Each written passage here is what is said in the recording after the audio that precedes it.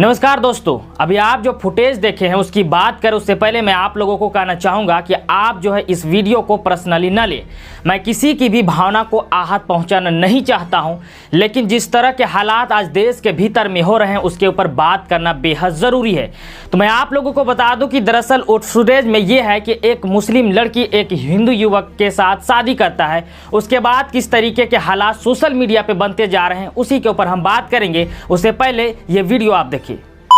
युवती जिसका नाम चंदा बीवी है, जो अभी अपने स्वेच्छा से अपना घर वापसी करते हुए अपना नाम चंदा रखी है। आज वो अपने स्वेच्छा से, वो बालिग लड़की है, एक बालिग लड़का राजीव कुमार पासवान से आज उसने सनातन धर्म वैदिक धर्म के अनुसार आज उसने विश्व हिंदू परिषद बजरंग दल उसका हाथ खोल करके उसका हृदय से अभिनंदन करता है। आप शादी से खुश हैं?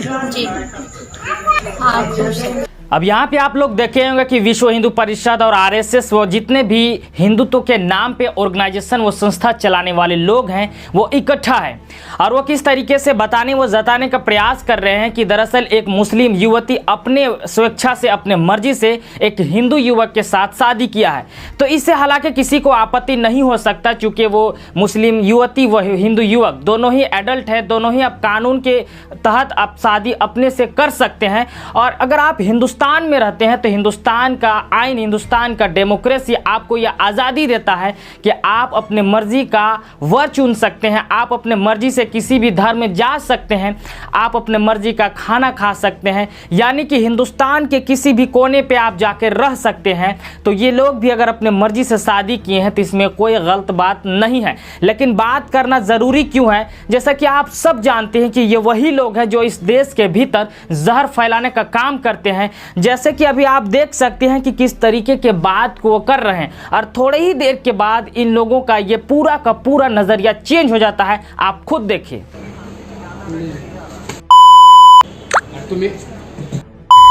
नहीं है उसे ठंडा कर देंगे थोड़ा।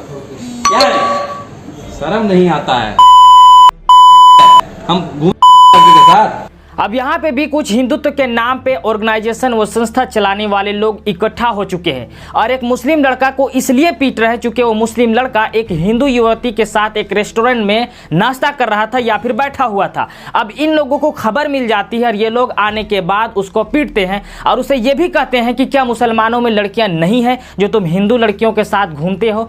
जरा सोचो कि ये किस तरीके के बात कर रहे हैं। ये भी कह रहे हैं कि क्या मैं मुस्लिम लड़कियों के साथ घूमता हूँ? भाई साहब, आपको किसने मना किया है और क्या कौन नहीं घूमता है? मैं इस चीज के ऊपर बात नहीं करना चाहता हूं, लेकिन हिंदुस्तान एक डेमोक्रेसी है और इस देश के भीतर आप किसी भी धर्म के अंदर अपने आप को ले जा सकते हैं। और जब कोई मुसलमान युवती हिंदू लड़के के साथ शादी करता है तो आप ये एंगल चिपकाते हैं कि ये घर वापसी है और बड़े ही अच्छे के साथ उसको स्वागत करते हैं। लेकिन वहीं पे जब कोई हिंदू लड़की किसी मुस्लिम लड़के के साथ शादी करता है तो फिर आपको आपत्ति क्यों? आप वहां लव जिहाद नाम का एक ट्रायंगल क्यों इस्तेमाल करते हैं? आखिर लव जिहाद क्या सिर्फ इसी पे कहा जा सकता है कि जब एक हिंदू लड़की मुस्लिम लड़के के साथ शादी कर दे तो वो लव जिहाद है, और जब अगर एक मुस्लिम लड़की हिंदू लड़के के साथ शादी करे तो वो घर वापसी है? ये कैसी दोहरी मापदंड है, ये कैसी दोगलई है जो ये तथाकथित लोग इस देश के भीतर जहर फैलाने के लिए इस तरीके के बातों को करते हैं? और क्या इन सब चीजों के ऊपर ध्यान देने की जरूरत नहीं है? अभी एक और फुटेज में आप लोगों को दिखाऊंगा जिसमें आप लोग देखेंगे कि किस तरीके से जहर फैलाने का इस समाज के भीतर में कोशिश किया जा रहा है। अगर हमने कमजोर करना है तो सबसे पहले हमें उनकी करना होगा। जहां टारगेट करेंगे अपने आप ही जाएंगे। अब यहाँ पे भी हिंदुत्व के नाम पे ऑर्गेनाइजेशन चलाने वालों में से हो सकता है आरएसएस के हो, बजरंग दल के हो, विश्व हिंदू परिषद के हो, बहुत सारे ऐसे संस्थाएं हैं जो हिंदुत्व के नाम पे चल रहे हैं। उन्हीं का एक यहाँ पे प्रोग्राम चल रहा था जहाँ पे इस तरीके के बात को कहा जाता है कि अगर मुसलमानों को कमजोर करना है तो उनके बेटियों के ऊपर टारगेट करो। जो सरकार ये कहता है कि बेटी बचाओ बेटी पढ़ाओ, सबका साथ सबका विकास सबका विश्वास की जो सरकार बात करती है, क्या वो बहरी हो चुकी है जो इस तरीके के चीजों चीज़ों को नहीं देखता है। उस मोदी सरकार से ये सवाल है कि जब इस तरीके का कोई व्यक्ति खुलेआम जब इस तरीके के भड़काऊ बयान देता है तो आप उसके ऊपर कार्रवाई क्यों नहीं करते हैं। ये सोचिए कि किस तरीके के बात को कर रहा है। एक समाज के भीतर जहर फैलाने का ये एक साजिश है और कुछ भी नहीं है। मैं एक तरफ मान लेता हूं कि चलो ये लोग हिंदुत्व के नाम पे बहुत ज़्यादा चिंतित है, ये हिंदुत्व को फैलाना चाहते हैं, तो मैं इन लोगों से एक सवाल करना चाहता हूं कि क्या इस देश के भीतर हिंदुस्तान में क्या हिंदू बेरोजगार नहीं है? क्या हिंदू दूसरे समस्याओं से ग्रसित नहीं है? क्या आप उन लोगों का मदद कर सकते हैं?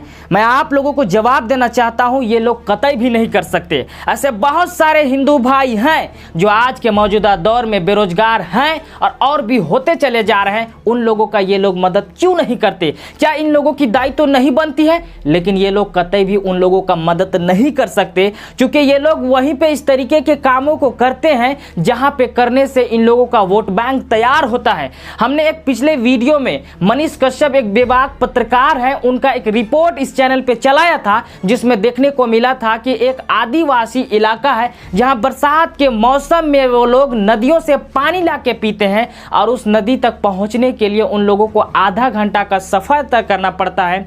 और सबसे हैरान कर देने वाली बात तो यह है कि इस बरसात में आप बिना कैंट से प्यूरिफाई किए हुए पानी को नहीं पीते हैं, कहीं आपका तबीयत खराब ना हो जाए। उस बरसात के मौसम में वो लोग नदी से पानी लाके पीने पे मजबूर हैं। ये लोग वहां पे जाके उन लोगों का मदद क्यों नहीं करते हैं? इसलिए कि वहां पे वोट बैंक तैयार नहीं होगा। यही सच्चाई है। ये लोग इस देश के भीतर में सिर्फ और सिर्फ नफरत फैलाने का काम कर रहे हैं और दूसरा कुछ भी नहीं। ये बात आप लोगों को समझना होगा। ये लोग किसी भी धर्म के पक्षधर कतई भी नहीं हो सकते।